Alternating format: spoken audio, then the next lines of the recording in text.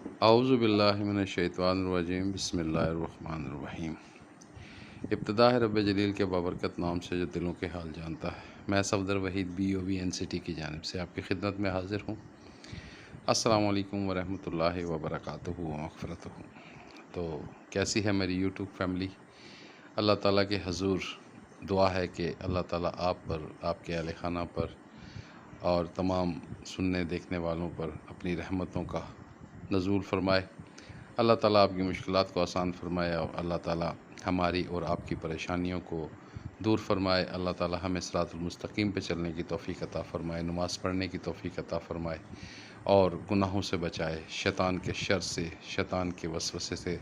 اور شیطان کے بہکاوے سے محفوظ فرمائے۔ اللہ تعالیٰ ہم سب پر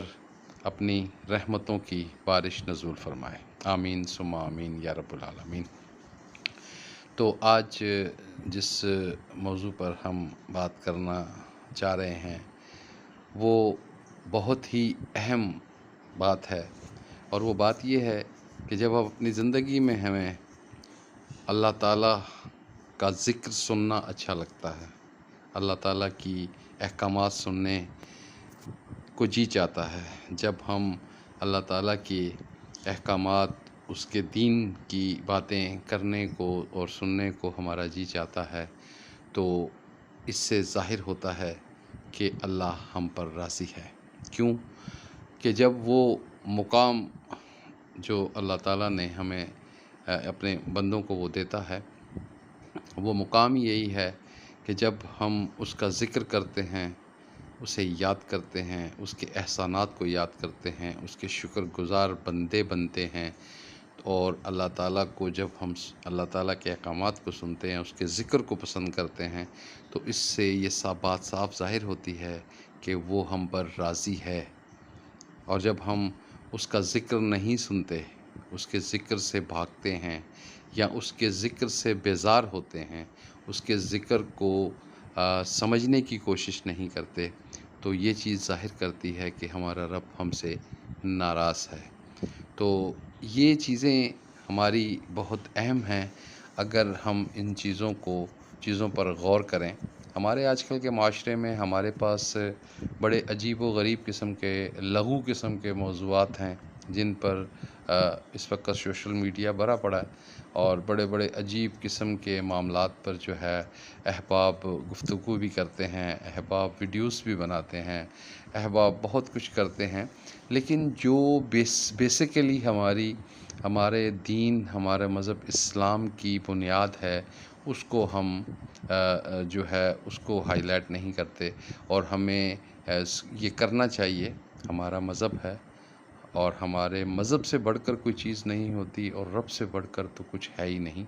اور جب ہم ان چیزوں پر نہیں آتے تو پھر ظاہر سی بات ہے کہ جب اللہ موجود ہے تو پھر وہاں کوئی اور چیز نہیں رہ سکتی، نہ دین نہ دنیا، کوئی بھی دنیا کا کوئی بھی ایسا مطلب ایک موضوع نہیں ہے جو کہ آپ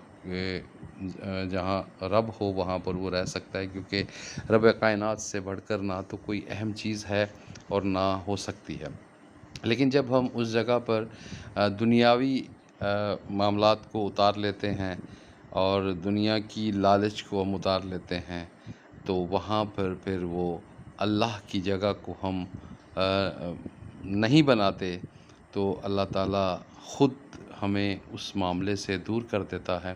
اور اس دوری کے نتیجے میں پھر ہم شیطان کے راستے پر چلنا شروع کر سکتے ہیں، اور شیطان پھر ہمیں راہ دیتا ہے اور اس راہ کو لے کر ہم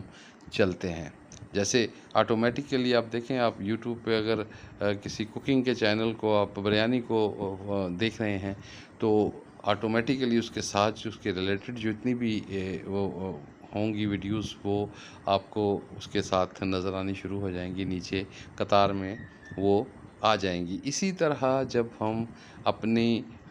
سینس کو اس طرف لگاتے ہیں، جب اس طرف جاتا ہے تو آٹومیٹیکلی پھر ہم اس میں گھسنا شروع ہو جاتے ہیں، چاہے وہ شیطانی معاملات ہوں یا وہ رب کائنات کا ذکر ہو، رب کائنات کی محفل ہو، رب کائنات کے احسانات ہوں، اس کے